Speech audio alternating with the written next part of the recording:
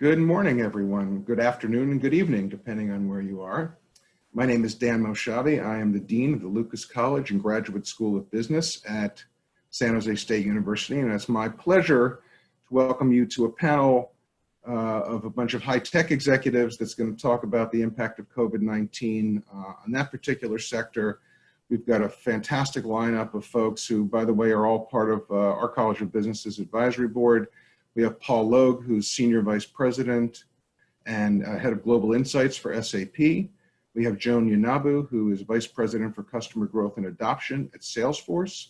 We have Sarah McDonald, who is an Assurance Partner at Ernst & Young, and Mike Tedasco, who is Senior Director of Innovation at PayPal.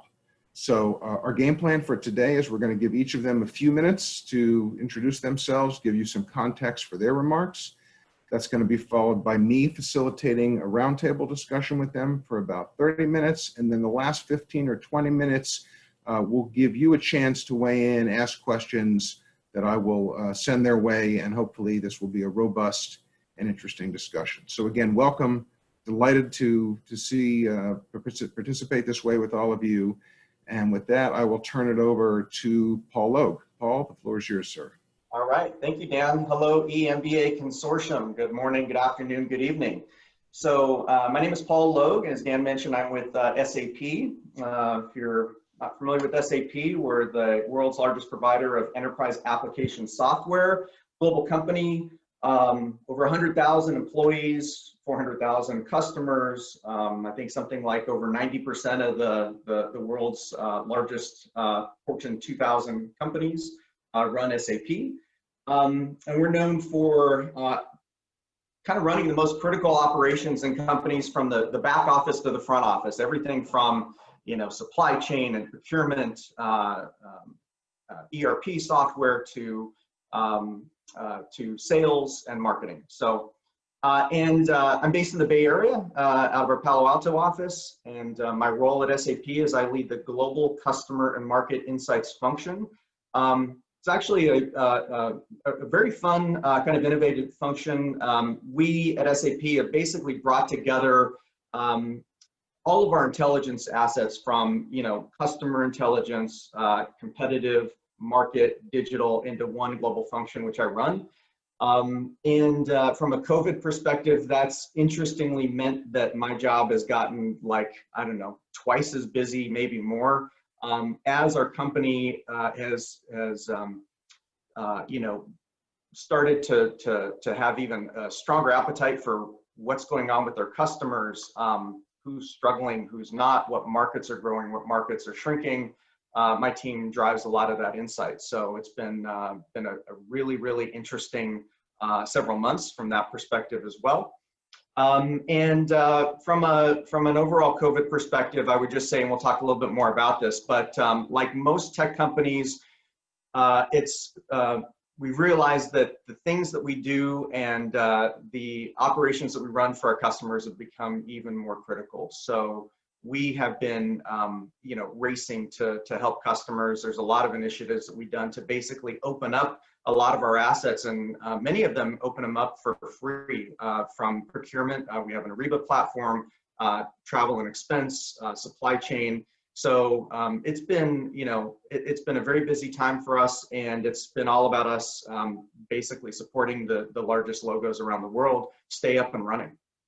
So that's a little bit about me, and I'll Dan, just throw a shout out. I am a San Jose State grad as well, so Bay Area native, and started in, funny enough, aerospace engineering, which I don't do anymore, but kind of wish I do sometimes because it's pretty cool now with SpaceX and everything else going on.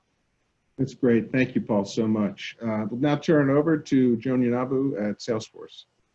Great, thanks, Dan. Hello, everyone. Joan Yanabu, VP of Customer Adoption and Growth at Salesforce. I actually just celebrated my 12th year working at Salesforce. I'm originally from Ireland, grew up, went to college there, and now I live in the Bay Area. Salesforce, I hope you've heard about us. We are a global customer relationship management company, and also sell obviously a suite of complementary enterprise apps. I think for me, what has kind of COVID meant for Salesforce, I think a big part of it was really putting our employees first.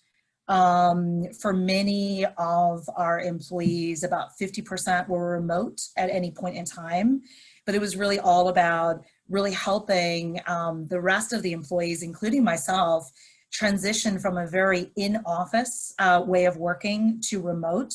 And I'll talk a little bit about that as we proceed. And I think the other part is obviously really responding and helping our customers. So my team, as part of our customer service group, is really all about helping our existing customers optimize their investment in Salesforce.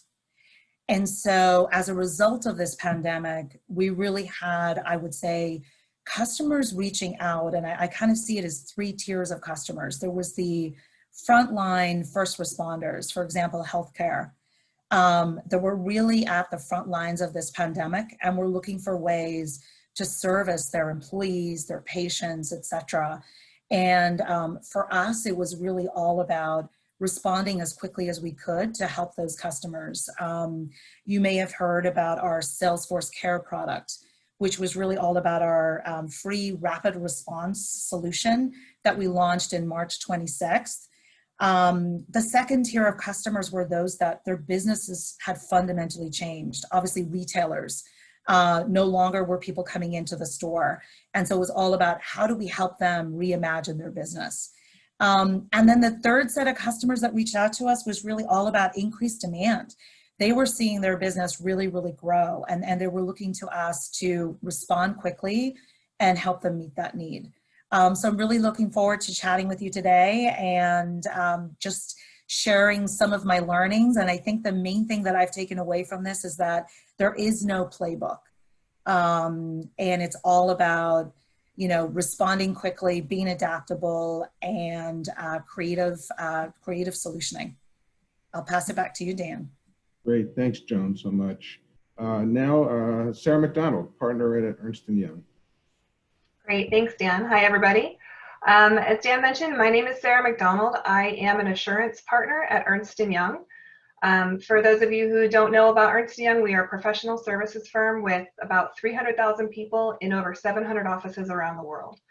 And we also have about 1 million alumni. So it's a place that a lot of people have been through and have spent some good time during their careers.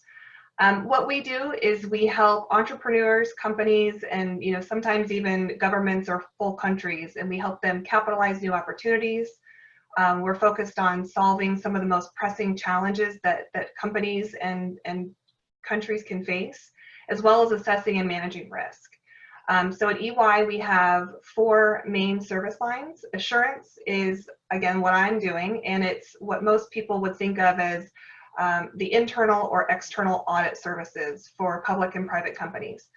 We support investor confidence, manage regulatory responsibilities. We're the ones that are signing the opinions on those public company audits to give investors peace of mind in terms of reliability of that financial information. We also have a tax service line, which we help businesses in all different sorts of tax functions, dealing with people, compliance reporting matters, and jurisdictional law matters. We also have a strategy and transactions practice, which is really formulated on helping clients transform and execute their client strategies, optimizing value in their organizations. And then finally, last but not least, we have a consulting services group, which is really helping businesses realize business transformation through looking at the human element, technology, and also innovation. When I think about the impact of COVID on my organization as well as all of our clients, I think this is certainly testing the resilience of every organization. It's a shift to 100% virtual or as close to possible was a change that needed to happen very quickly. And I think we recognize the challenges this would have on our people and for our clients. Like Joan mentioned, #1 priority has been the safety of our people and our clients. Not everyone has the same work from home conditions, and understanding and really listening to those individual needs has been very important to make sure that people can be successful in this remote working environment. You know, from a innovation perspective, I feel very grateful that we've actually had a lot of the technology enablement in place prior to the pandemic, which helped us to pivot pretty quickly and to be highly successful in the remote working environment. So it's really been beneficial to have that in place prior to it and helped us transition successfully. One big change, though, I would say is that I think that this remote working environment and this pandemic in general has really dispelled a lot of myths that people had around productivity and collaboration. You know, I think there was this idea that people could not be productive or efficient if they weren't in a physical office. And I think what that's done is really shined a new light on how quickly we could change when we needed to. And, you know, even looking at the benefits of working differently, engaging differently, and looking at how we can take some of that learning and some of those benefits with us as we move to whatever the post-pandemic looks like. So that's a brief overview of me. I'm also a proud San Jose State grad. So happy to be here and talk with you guys today. Back to you, Dan. Thanks so much, Sarah. And last but certainly not least on the intro, Mike Tedasco from PayPal. Thank you, Dan, and hello, everyone. My name is Mike Tedasco.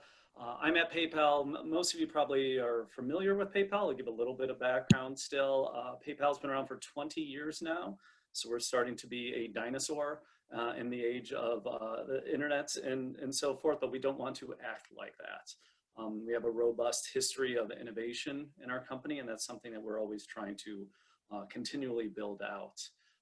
We have about 350 million customers using our product at least on a monthly basis.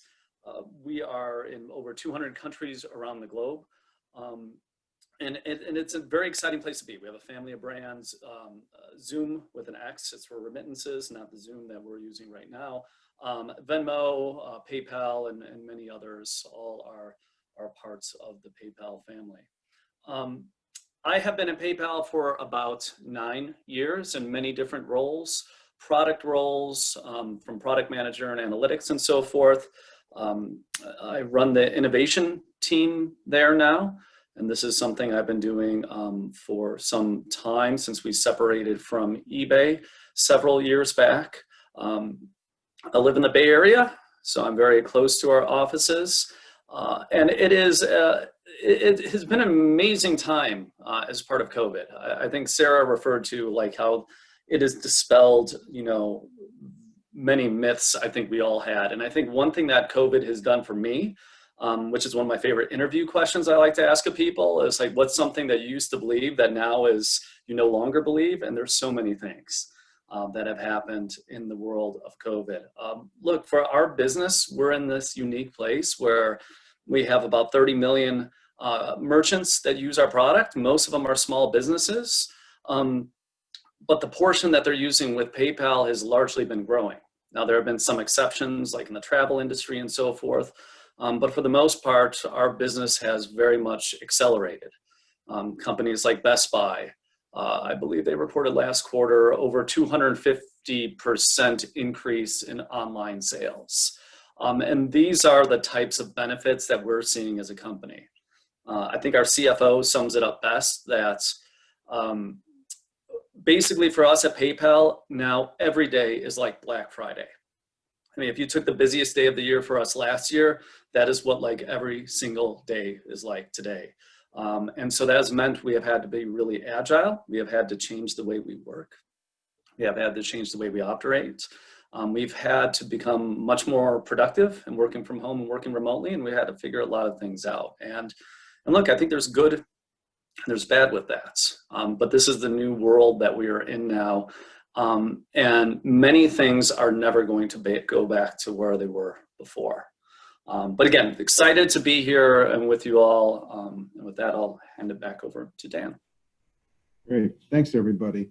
I want to dive deeper into the kind of how COVID's affected your business question, and I'll kind of partition that around kind of operations issues and strategy issues and relationship issues that you all mentioned. So, Paul, if it's okay, I'll start with you. I mean, part of your role, a big part of your role is helping SAP really think through the bigger strategic issues. And give an example or two of how SAP has really had to rethink its strategies here, and given what's going on?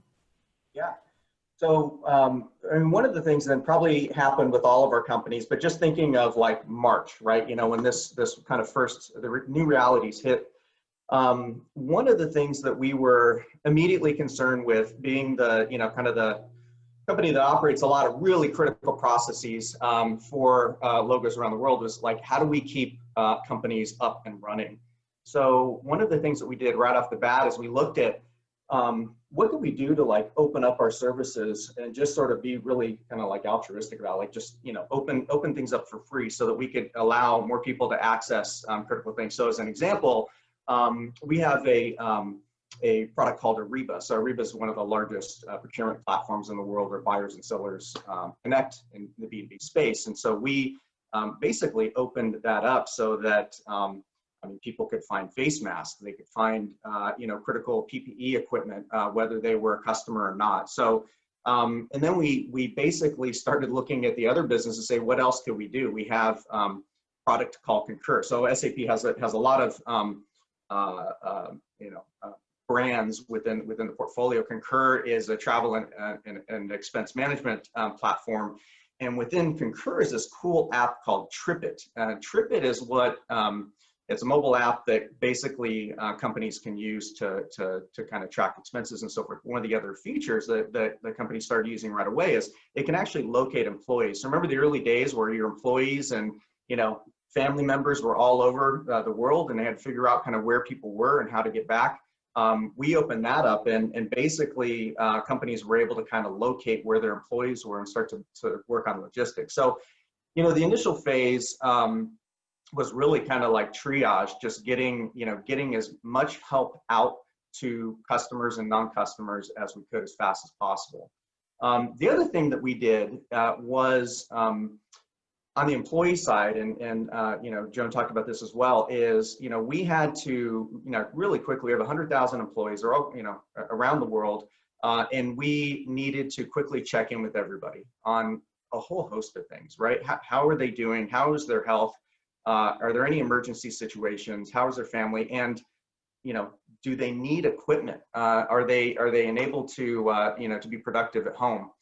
So one of the first things that we did is, again, at SAP and a lot of these tech companies, we kind of look in our basket of technologies for what we have and we can deploy.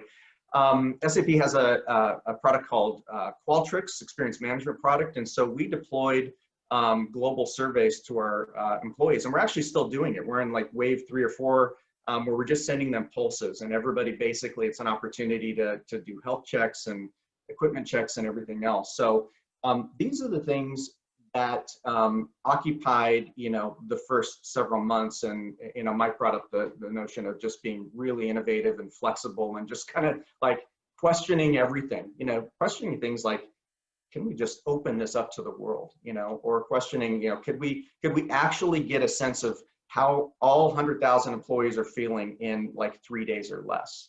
So those are the you know, kind of like the first things. And I think now that this is a prolonged, you know, who knows how long it's going to last kind of a thing, we're really looking at how can we help companies transform and pivot digitally. Everybody's looking at the pivot, right? So how do you basically take a business model that wasn't working and turn it into a digital business? How do you take a supply chain and transform that into a digital supply chain? So you know, right, and this is sort of like what SAP does. So now we're working with, you know, basically every company in the world is looking at this now, whether they were, you know, positioned well and now growing, or whether they're looking for a new business. Everybody's looking to transform digitally, and this is like our, you know, our number one mission at this point.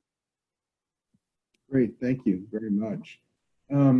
Mike, you talked about kind of how operations have suggested. I know, and you and I spoke, I don't know, a month after this all went in place, and you know, I think there was actually a boost in productivity initially. I know some of the companies did, and I think there was a lot of excitement. Oh, I get to, you know, work at home in my pajamas. Then I'm wondering now, you know, 6 months later, it's like, oh my God, I'm still working in my pajamas. If you're still seeing, you know, kind of what gains are you seeing sort of operationally, and where are you guys challenged a little more? Yeah, no, it's a great question. It's something we're still working through. I think if you just measured pure productivity, us saying we're going to build X and how long it takes us to release that software, we are more productive now than we were pre-COVID. So, I mean, I think overall, productivity, and, Sarah said this before, we have proven, and many companies have proven, that you don't need to be productive to be inside the office. So that's one thing that we have definitely seen and continue to see. The thing, especially in my world, heading up the innovation practice there, that does scare me, to be very honest and blunt, and frankly, we haven't figured out yet, is, are we still being innovative though? These are two different things. There's kind of the Reid Hoffman and Jeff Bezos side of the equation that is basically saying, hey, no, everybody's coming back to the office. And then there's more of the Google and Facebook and, Twitter Square, just like, hey, everybody's remote forever, or there's in-betweens to that spectrum, I guess. I think we're trying to very much find out and figure out what that balance is, because while innovation takes a while to truly see the net results of that, I am worried that we're going to start to see a pullback down the road of, true impact from innovation that we have as a company. And that's one thing we're balancing, and we're trying to figure out, how do we recreate those hallway conversations, those moments of serendipity that you have in working in an office with thousands of people, where somebody from finance is going to meet with an engineer and they just have a spontaneous conversation that is going to lead to whatever else. That kind of stuff is much harder in this environment that we are now in. But one thing that I will say is positive, and that has completely changed how I've looked at things. This has very much opened up my hiring. So while I've been building up this blockchain team, and, throughout COVID, and in the beginning was everyone needs to be based in San Jose and, focused on that, that has completely changed now. And one of the benefits for the company is that we have been able to pull in so much more of a diverse talent pool, when you can literally say, we are looking for anybody with these talents anywhere in the country. Because as many people know who have hired for the Bay Area, it's sometimes hard to get people to move to the Bay Area for cost of living and various other reasons as well, especially, earlier in their career. So that has really opened things up. And so what we're trying to figure out as a company is, what's the hybrid approach between this, where we can have people remote, but continue to have that innovation within the company thrive.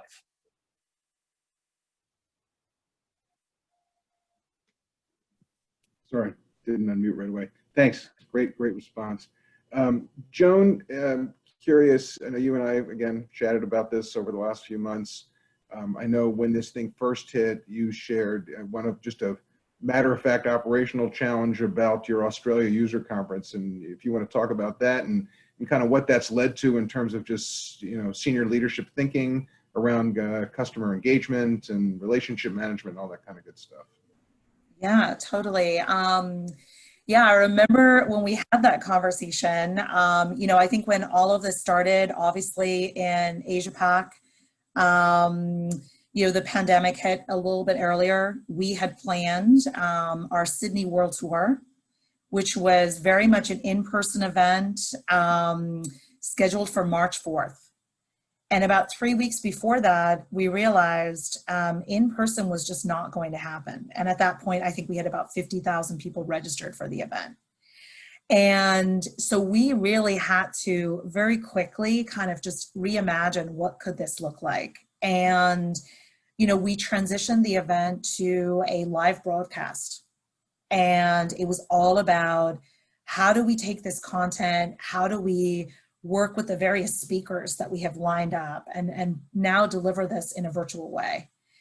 And a lot of lessons learned, but I think as far as the experience, and it would be interesting to know if any of the participants actually got to tune in, but we actually had 1.5 million people tune in on that day.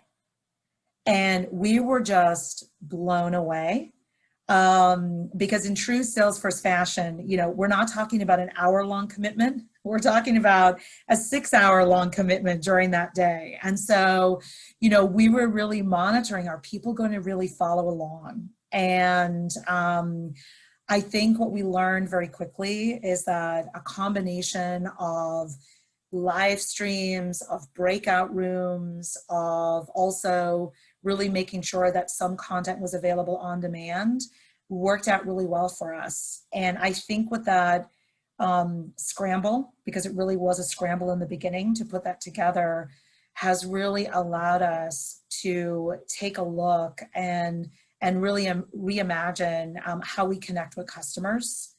And as the months have progressed, this is really our new way of engaging with customers, whether you're an AE, whether you're a success manager, et cetera. It's all about how do we continue to build and maintain those relationships virtually?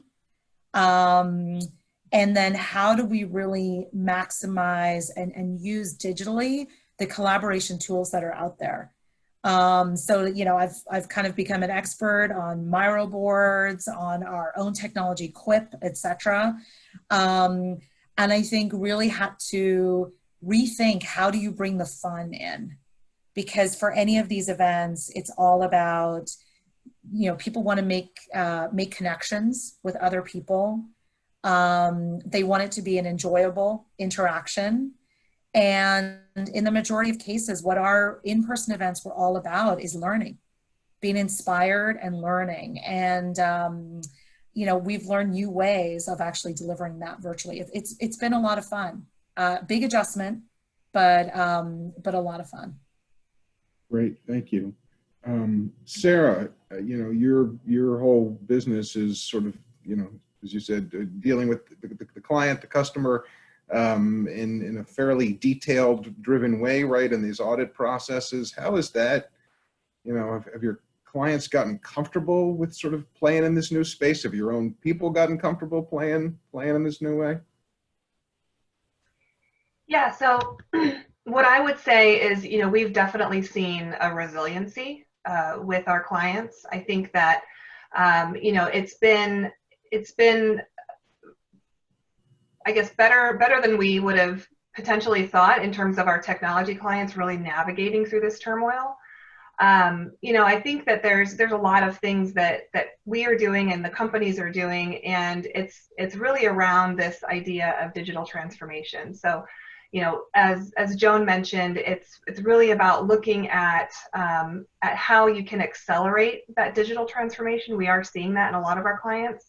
And it's only going to continue to grow. And whether that be, like a direct customer experience, as Joan mentioned with the conference, or whether that be some internal operational changes so they can enhance the business. I think these are all things that we're thinking about and our clients are thinking about, and really just taking the time to judge, what investments are being made, and can you look at that through the lens of, can that drive in the digital ecosystem? So I think it's been pretty well considering the circumstances, and we're seeing a lot of positive coming out of that as well. That's great, thank you. I do want to encourage the students watching, participants watching, if you have questions, you're welcome to put them into the live Q&A. We'll definitely get to those the last 15 minutes, but as some pop up, I may integrate them as we go along. And so I do want to dive deeper based on a question I see from a student or a participant, but also, some of you have touched on this whole notion of just managing, remote work, right? Dealing with it yourselves, right? I know people on this call have young kids, older kids. You may be married to a kid, right? In terms of their own coping mechanisms around this stuff. So it's an interesting set of challenges personally, but also very much with employees who in many cases have not telecommuted before, who are now telecommuting. And so I kind of throw this out to anybody who wants to jump in, but what are you seeing with your own staffs? What are the kinds of issues that you're helping manage? One of the questions that's come across is around work-life balance. I've seen more, kids in business meetings. It's become the new normal, which I think is fine. I've seen cats on people's heads, right? There's all kinds of sort of things that you have not historically seen in the workplace. And so I'm just wondering, what are the issues that you were wrestling with your own staffs, maybe personally, and how you're dealing with those. Anybody want to jump in here? Joan, go ahead. Thank you. I think, when we first kind of moved to working from home, as I said, about 50% of my team were already working from home. And it was really, obviously a transition for the other 50%. What is your at-home setup? A lot of people were, sitting up in their dining room or at the end of their kitchen counter, et cetera. And I must admit, for Salesforce, it was all about, go out, get what you need to put your home office in place and expense it back. And it was pretty impressive, actually, because they had like a catalog of like, here's where to order things. Here's where you can actually get stock of certain items, because for certain items, they just weren't available if you were to go to the store, like chairs, et cetera. So that was, I think, super, super helpful, obviously, for people to like say, okay, I know, I don't have to incur this huge expense. I can actually invest in myself and set myself up for success. I think the other part is we really led with family first. A lot of people were juggling kids, coming home from school, coming home from daycare, et cetera. And, the message that not only I delivered to my team, but I think leadership in general was do what you need to do. We really want to make sure that your family is cared for, that you're cared for. And that was really a priority. And, some people were very, very upfront, I think, because they could be transparent with us in terms of, I can only show up 15 hours a week, or I can only show up 20 hours a week, or it's going to be after hours that I'm getting my job done. And we accommodated for all of that, because I think, we really led with that whole self-care was so important. And the last thing that I'll share that was started right away, we have this concept of be well together.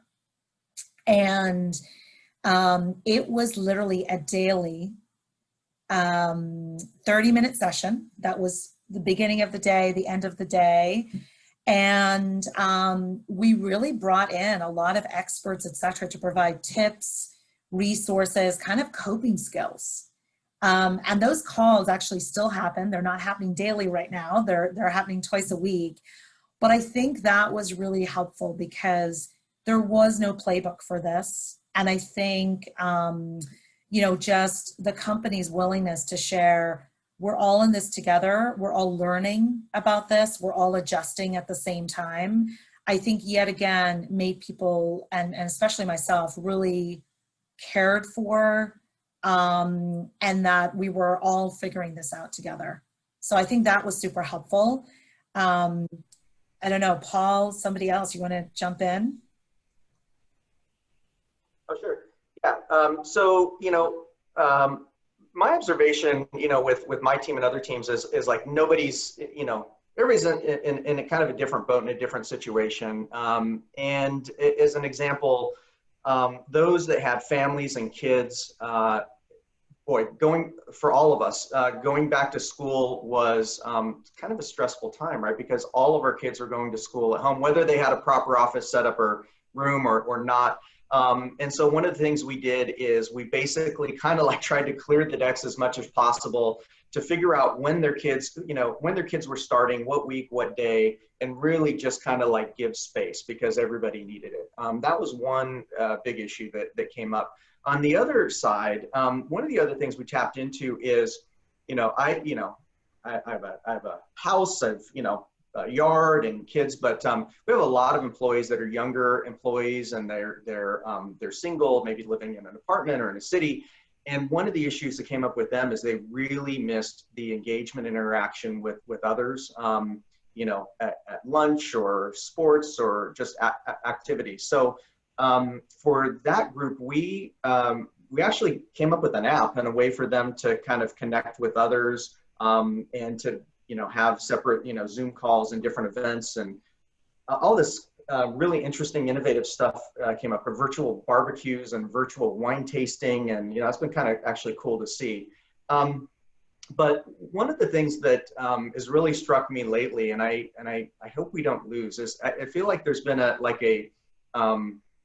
boost of empathy, like all the way around. I mean, now all of our calls start with check-ins. How are you doing, and be well. And these are the things that we never really said when we were in an office in a meeting together. You never end a meeting with be well. And I think that's one of the really positives. I think there's a different level of, and I've spent a lot of time amping up my one-on-ones with the team, and it's sort of like, in a Zoom call, you get to be with them in their living room and get to know more about them and their family and so forth. So that, I think, is one of those, kind of those intangible benefits, even with customers. I mean, we're talking to customers in their living room now. And so while we're not together physically, we're actually making connection that we never had before. So this kind of empathetic approach that we have both to our employees and customers is something that I've liked.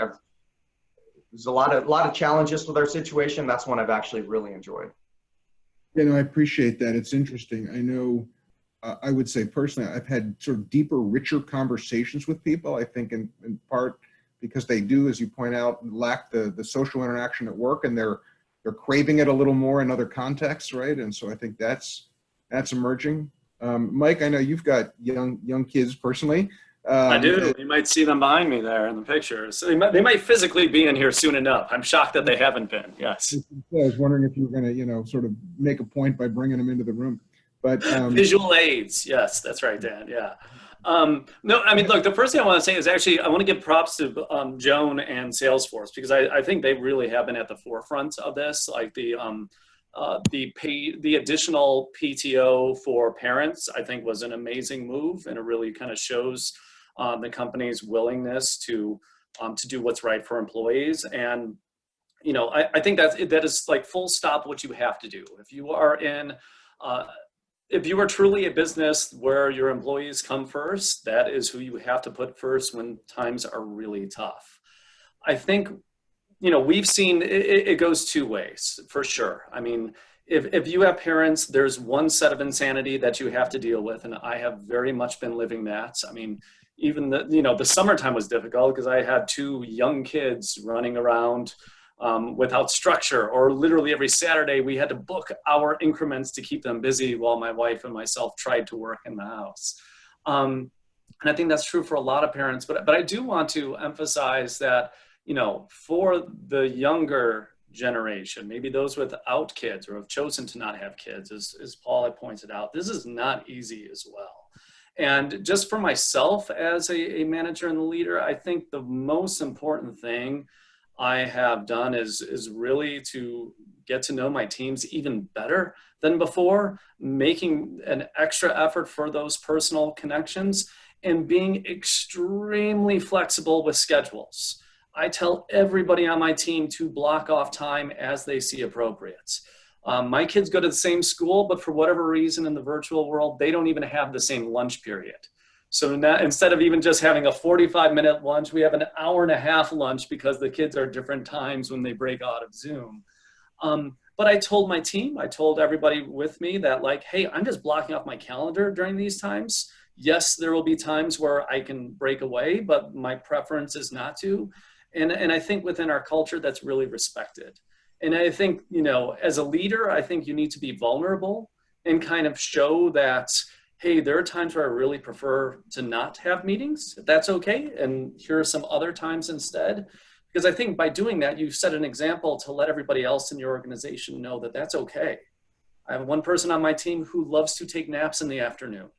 And I want to respect that. I mean, seriously, I mean, he works really hard. And if he wants to take a 90-minute nap at 3 o'clock in the afternoon, well, I want to empower that to happen if it's going to make him happier, make him become more productive. And so I think those are the things that just as managers and leaders, we really need to look out for. Good. Thank you very much. Sarah, anything to jump in with in this kind of work-life balance conversation? Yeah, well, it's a lot of echoing, I think, what these guys have already said. I think, I also have two young kids who are in different schools, both schooling from their bedrooms. When all of this started, I had actually commandeered a corner of my youngest daughter's bedroom and turned that into an office. And when the news came out that school was not going to go back live, I had to find a new place to work.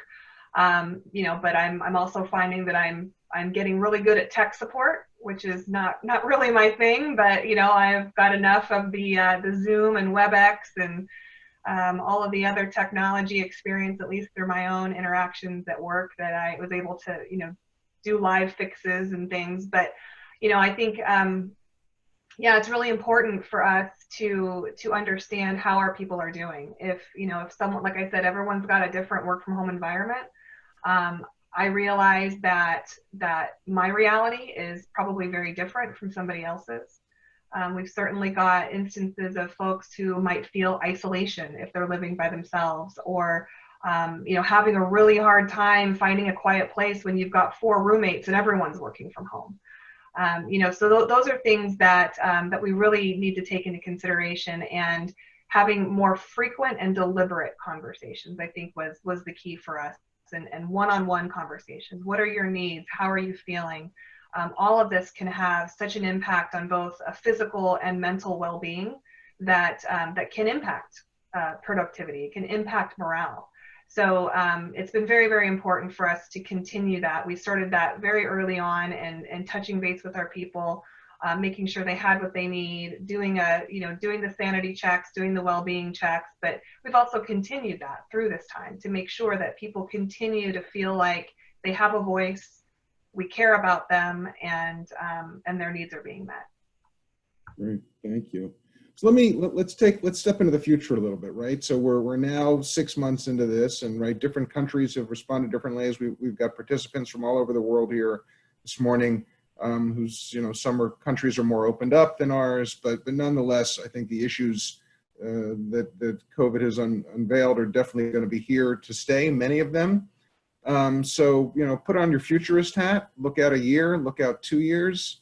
Right. I think we can talk about upsides, right, and challenges. One, speaking personally, I've got a college freshman right now, and one of the things that I've thought about with my daughter is, what kind of workplace is she going to step into? And I will say, and she will be upset that I said this, she desperately is going to need socialization in the workplace and understand what it means to be a professional.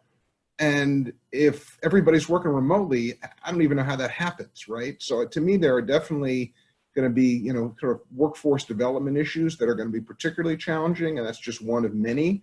But I'm curious to hear what you think, and anybody jump in. So what are the issues that you think are going to be really, the positive changes from this year or two out, or even longer? And then what are the big challenges going to be? What do you see in your world, particularly in sort of tech in general, but in your world in particular? Any volunteers for this one? Everybody's contemplating. Go ahead, Paul. Thank you. So let's see, start with the positives. On the opportunity side, I think that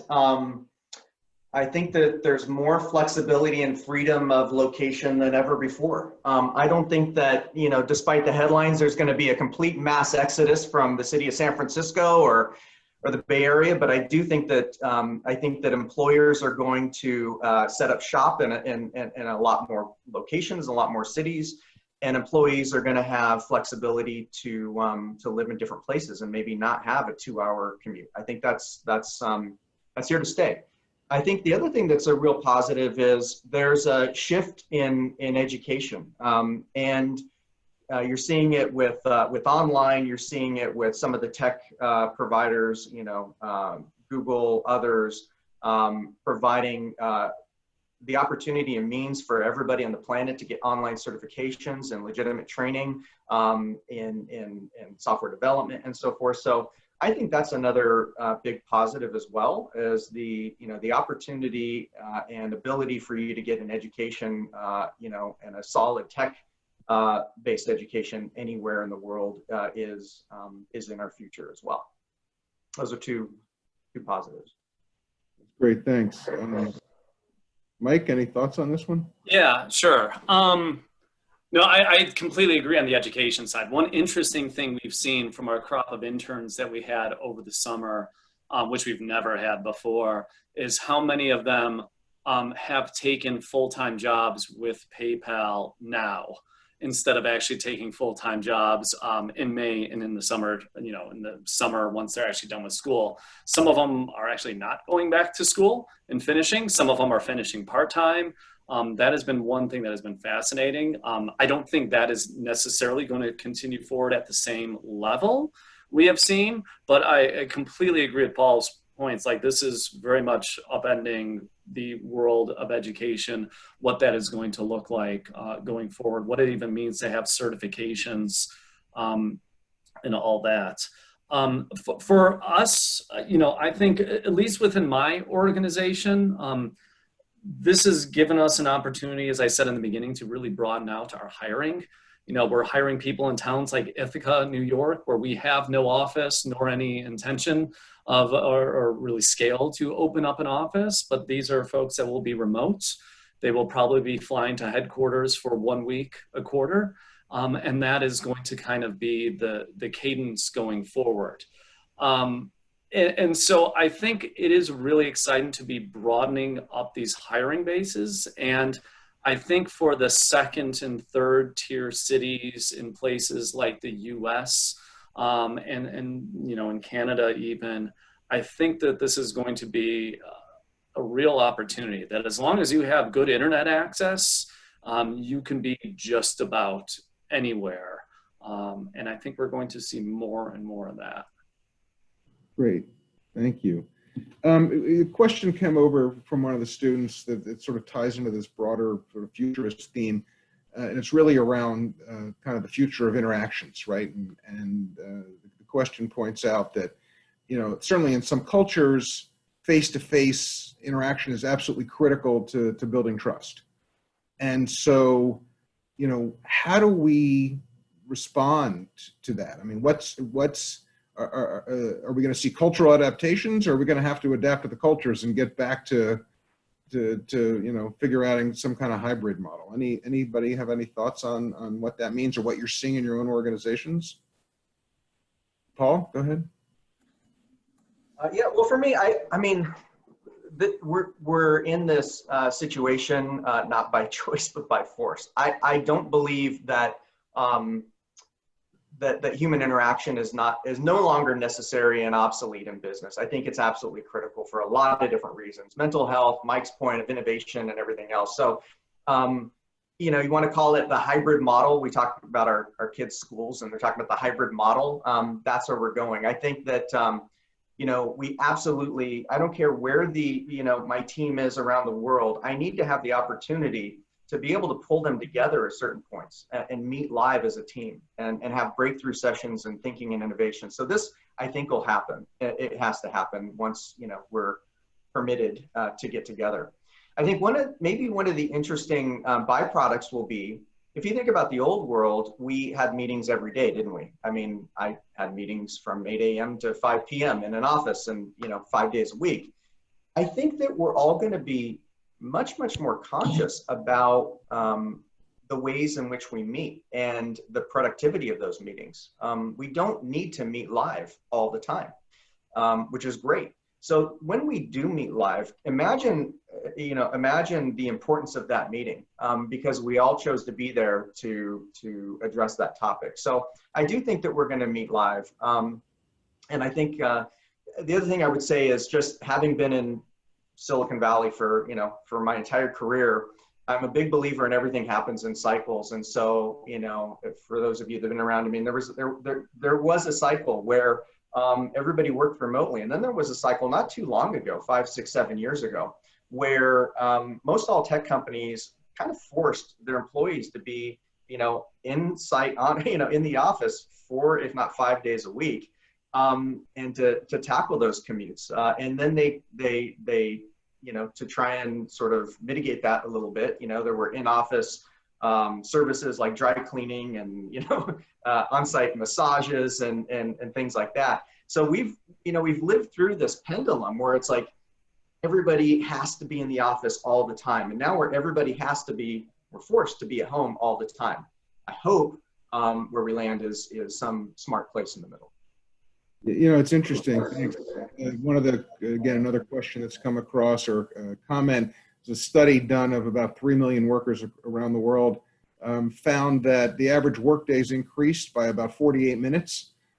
So people, that probably gets to the productivity issue. The number of meetings has also increased, but the time spent in meetings has decreased. Is that a function of the technology, does everybody think? Is it just because we realize there's Zoom fatigue or other fatigues where you're going, all right, I can only sit still for this long and actually look into a camera? What's your sense of where that's headed? I mean, are we going to continue down that path of being, you know, sort of more efficient, or at some point, you know, if I'm a little bit more cynical, I'm gonna, you know, shut off my camera every chance I get because it becomes too much, right? I mean, where do we wind up here, do you think? I'm Anybody? happy to. Go ahead. You know, it's kind of interesting. I think I really relate to the comment that Paul made. I think for many of us, historically, we just went from meeting to meeting to meeting. Your calendar was completely full. And we started out with this very similarly, except now it became virtual. And then after a while, the fatigue set in, which is like, I cannot sit here for this amount of time and interact. So I know for me, I'm much better prepared going into meetings. You know, often before there was reading material provided, there was, you know, prep that you were supposed to do, but I often didn't do it.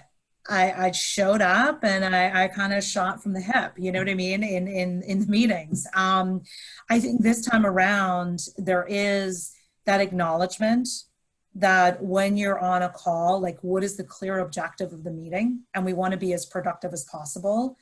And I know I'm investing a lot more time upfront in really doing the brainstorm, doing the necessary prep work before I'm getting on a call with my team. And at that point, I think we're all better prepared, quite honestly, with the meetings, and we've been trying to decrease. I also have been so much more selfish with my time.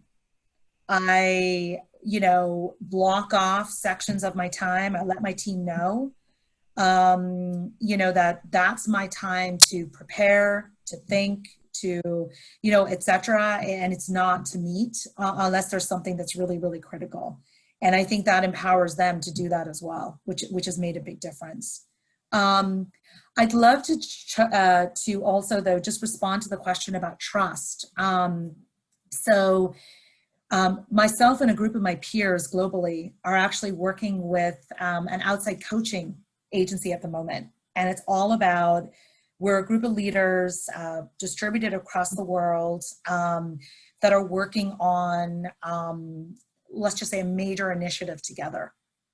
And as part of that, we have been really challenged in terms of, because we can't get together, how do we actually build that trust? How do we open up and have that transparency? And it's been super interesting because in the last week, I met with 2 individuals that I have worked with, each of them for probably 5+ years. And I can honestly say I never knew them. I really didn't know them. I didn't know, like, you know, I had an assumption in terms of like what motivated them and what they were trying to do, etc. But I didn't really know them. And, you know, we met for an hour with each one. There was an exercise that we went through, but I think it was, you had to be very vulnerable. You had to show up and really share, you know, what motivates you. What are the things that, you know, that is required to be present, to build trust? What are the things that are going to erode trust? And I must admit, the first time I had the conversation with somebody, it was, first of all, myself and this other person are very different. We're very different leaders. We approach things very, very differently.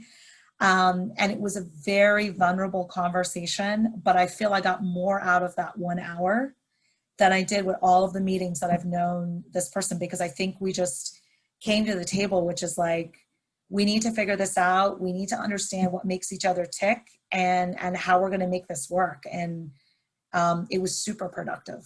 It was super productive. Thank you very much.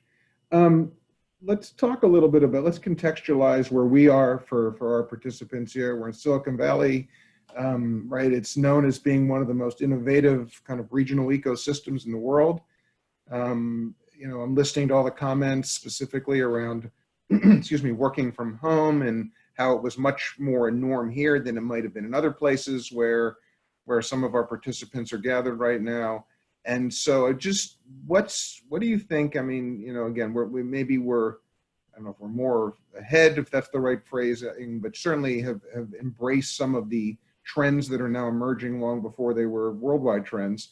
But still, things are changing here. They're going to continue to change. What are you seeing, you know, particularly within Silicon Valley, particularly within the tech sector, that you think is going to shift as a result of COVID-19? Anybody interested in tackling this one? I'm making you all futurists today. Go ahead, Mike. And is this specifically about working from home, or just broader, just to understand? Whatever floats your boat on this one, just really Yeah. around Silicon Valley in particular. Look, I think we're already starting to see prices drop in San Francisco for apartments and so forth. And look, I think this is a good thing. It's unbelievably expensive to live here, as I'm sure many of you, at least folks watching this who are in the Valley, know and realize that. So I think ultimately that is going to be a good thing. You know, when I start to think about corporate real estate footprints and things like that, you know, I don't know what this is going to look like. I think of, you know, what Salesforce has done. And, you know, if you go into the tower, there are some amazing floors. They're almost more experiential than you know, work environments. Like you're basically in this skyscraper in San Francisco and it feels like you're inside a forest. And honestly, I do see offices becoming much more of collaborative environments. I hope in the future, and this is something I'm very much encouraging, I hope you do not go into an office to do email and to frankly do your coding.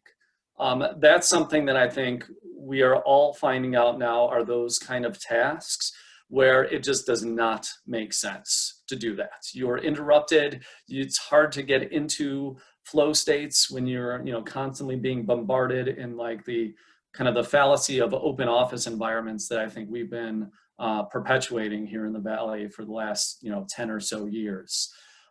So I think, and what I'm hoping for is that you are going to do those kind of tasks certain days of the week, and your teams will agree on that. And then when you need to do more collaborative, more innovative stuff on a weekly, monthly, whatever it is basis, that's when you will actually come into the office and have those. And you're going to see the structure of those environments completely change. I mean, you know, people aren't going to have desks anymore. And this is something, you know, even companies like Sun have dabbled with this for a long time. Some Microsystems, which of course is part of Oracle now, where like, you know, you didn't have desks, you had these thin clients, and you would basically just go and pop this in and do that. And I think that's more of what the future is going to be going forward.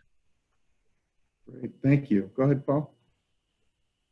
Yeah, so, you know, I think that the things that, I'll say Silicon Valley, but it's not just Silicon Valley, but the things that Silicon Valley or the tech care about, I think are going to shift at a macro level. And I think for the better, I hope. Think about climate. You know, San Francisco was orange, and my neighborhood was orange not too long ago, you know, and we're blanketed in smoke, and many other climate issues. I think that the notion of, you know, like an even double down focus on climate initiatives, what can tech do to help solve it? You know, that's encouraging to me. I think that a focus on customer centricity, customer experience, tech going customer first to reinvent itself, to be helpful and support companies as they transform digitally. I think that that's a good thing. I think focus on, you know, we use the term employee, that might be an antiquated term, but, you know, focus on families and what is required and how can our companies help them be healthier and happier, be it where they work or how they learn. and focus on diversity and inclusion and the improvements that I expect and hope will happen through through our communities and through tech in particular. So I guess I would say that I'm encouraged that the thoughtfulness around these topics and really like the focus. It's not that they weren't a focus before, but I would hope that all of this is a catalyst for tech to double and triple down on those.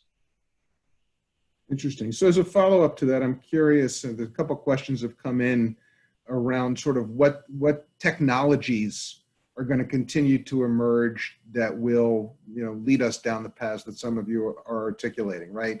Mike, you mentioned the hiring in the blockchain space, right? That's clearly an issue. Sarah, I know, at least stuff I've read, there's certainly been a lot of positing that AI is going to fundamentally upend the audit business, probably already has to some extent. So I'm curious kind of what you see but the idea that COVID has probably accelerated these things. But I'm curious for our panelists, what technologies in your particular space, whether that's in terms of how you work inside the organization or interact with clients, what do you see, where are we headed again in this accelerated environment around this stuff? Sarah, what are you seeing in the audit world? Yeah, so it's a great question, and I think what we're seeing with a lot of our clients is just this accelerated version of what we like to call digital transformation, and that can be done through any number of different tools, really. But it's really about reimagining what does your business do, how do they do it, what does that customer experience look like, and leveraging and evaluating and leveraging the tools you have and thinking about how you could do it differently.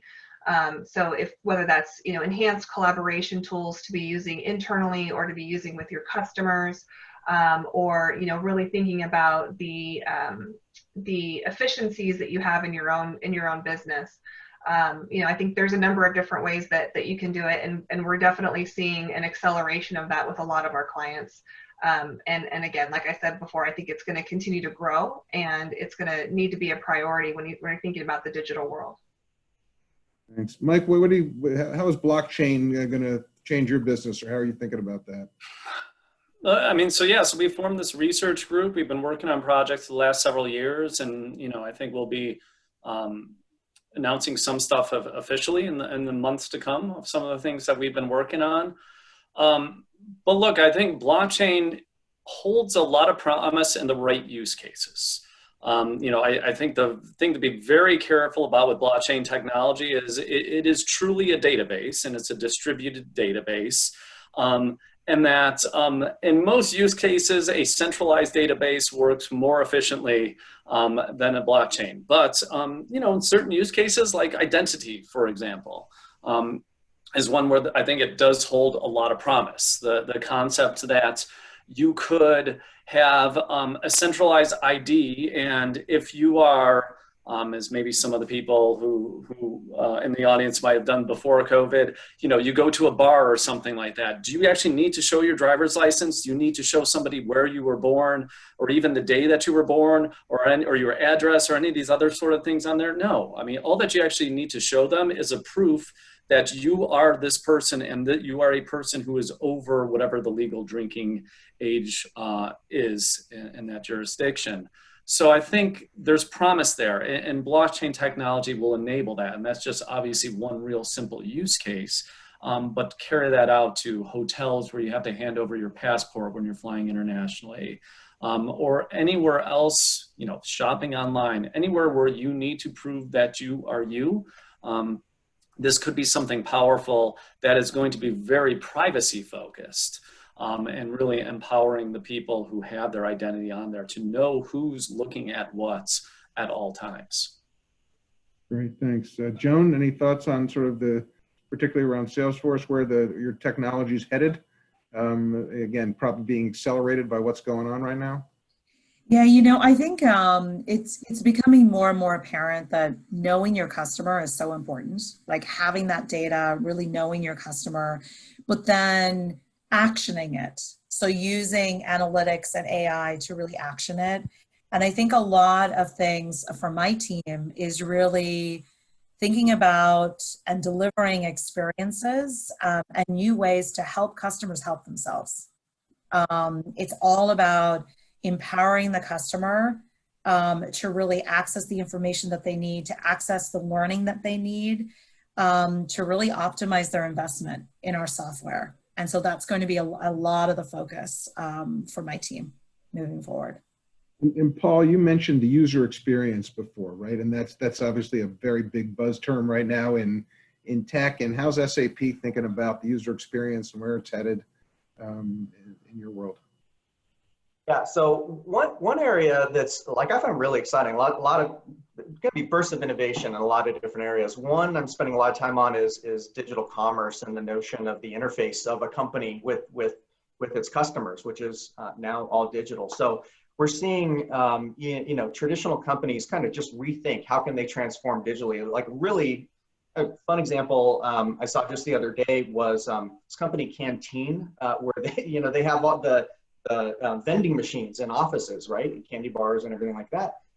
Nobody's there. So what does this company do? So they're basically doing these kind of delivery boxes where you can kind of pick your own, favorite candy bars and snacks or whatever, and they'll ship it at home.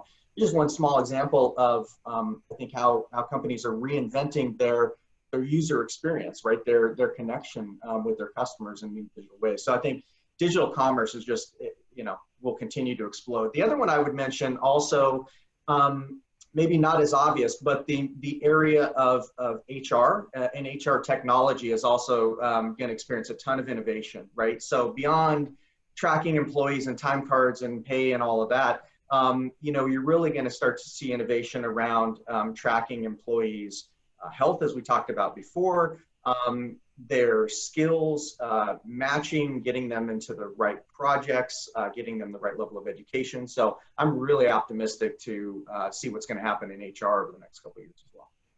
That's great. Thank you all for that. In our era, you're all part of global companies, right? Hundreds of thousands of people across the world. We've also, one of the things we're seeing sort of in a larger political context, again, definitely impacted by COVID, is a little bit more of a populist notion, right? You get some leaders who are really much more isolationist in their orientation.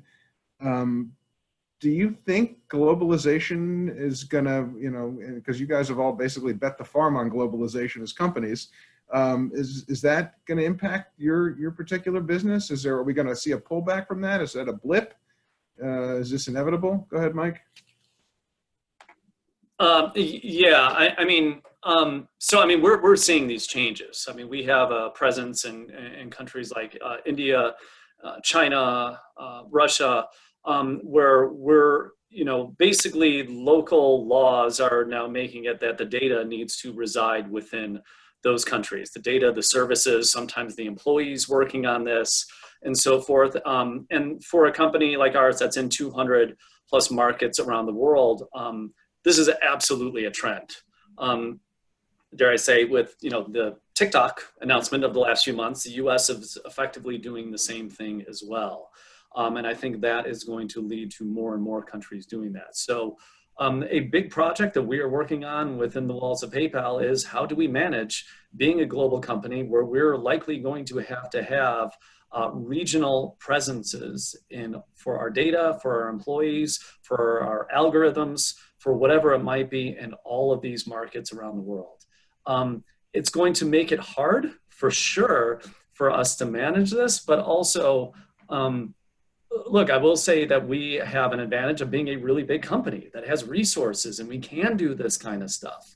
I think it's actually going to make it much harder for the next company to come around to try and do this, because now they can't go into 200 markets around the globe without having a presence. And if you're a Series C company, that's just not something that is going to be possible. Thanks. Joan, Salesforce dealing with similar issues? Very similar, in terms of obviously our data centers, et cetera. And, I think it's interesting because I think with globalization in general, I think that it's all about really ensuring that we all have a common purpose in terms of, what we're trying to accomplish. And I don't know, I guess like I am trusting that, there's definitely a desire to have that global cooperation and to move forward, and that globalization will and continue to be the way for us all to kind of like, for all countries to actually achieve that kind of common purpose, which is security for the people of those countries, like a certain standard of living, et cetera, et cetera. And so I have to believe that it's just a blip right now, and that, as Mike said, there will be some challenges, and I think Salesforce, probably similar to PayPal, has the resources to address those requirements, but it will be definitely challenging for the next wave of companies coming up. Great, thank you. We've got about 4 minutes left, I'm seeing on my screen. So final question for our panelists here, maybe about a minute apiece, a little less. Based on your COVID experiences over the last 6 months, top 2 or 3 lessons for our EMBA students. Paul, we'll start with you. Okay, let's see. People first. Make time, connect with every individual. You're never, too big of an organization not to know everybody individually. And I think that's one of the big lessons that we've learned from this. People matter, and take the time to do that. Gosh, if I were just to pick one other big lesson, the billboard would be agility, agile businesses. Companies were thinking some in advance and had agile businesses, some didn't. But this has taught all of us that you can't predict the future, you can't predict the next crisis, but what you can predict is that your business will need to be agile, and you'll need to completely pivot from taking the core of what you do really well and pivoting that to an adjacent market, an adjacent way, in a digital way. And there's no reason why companies can't pre-plan for that now. And as MBAs in some of the largest companies around the world, I think you all will be on the front lines of that agility transformation. So that's my big, big message. Appreciate it. Sarah, a couple of lessons for future managers in your field in particular? Yeah, so I would completely echo agility. I mean, it's important that you're flexing and shifting. The other thing I think that's really important right now is accelerating innovation. This is the opportunity to think differently, connect the dots, and in a time like this, in a time of a crisis or otherwise. I mean, this is really the way, an opportunity to look for ways to just create new solutions that haven't been seen before. It's time to bend the flashlight around the corner, if you will, and look for new ways to reimagine how the world's going to look and make it what you think it should be. Great, thanks. Joan, what do you got in this lesson space? I think for me, leadership is not a position. It really is an attitude. And, you really have to lead the teams forward during times of crisis, during times of peace, et cetera. And it's really important. And I think the other thing is, for me at least, delegation is obsolete. None of us have a playbook. None of us leaders have playbooks, I think, going forward and even in defining this new normal. And the key is all about employee empowerment and customer empowerment.